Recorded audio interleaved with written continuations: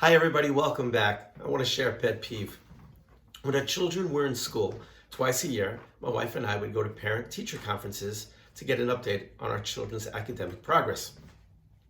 And whether they were positive and negative reports, often we'd be in the car on the way home and we'd say, they used the P word again, potential. Your child has so much potential, but, which often would mean your child's not being the best, the person they can be. What wasn't helpful to us was, could they be more specific about what potential they were referring to? This week's Parsha Vayechi, Yaakov teaches us a very important lesson about raising children. He's on his deathbed and he's blessing his children, his 12 sons.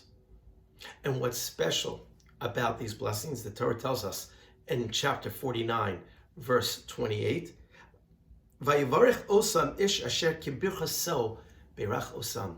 He gave each one their own blessing. And whether you subscribe to Rashi, to the Sforno, to the Orach Chaim, to Rav Hirsch,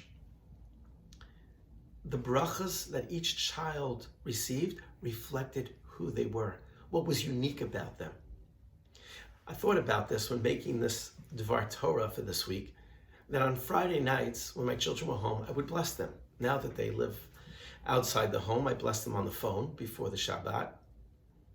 But they're very general in nature. You should grow to be like Ephraim and Menashe. You should grow to be like Sarah, Rivka, Rachel, and Leah. They're general in nature. They're not specific to who that child is. True, we want them to aspire to be great people like those people were.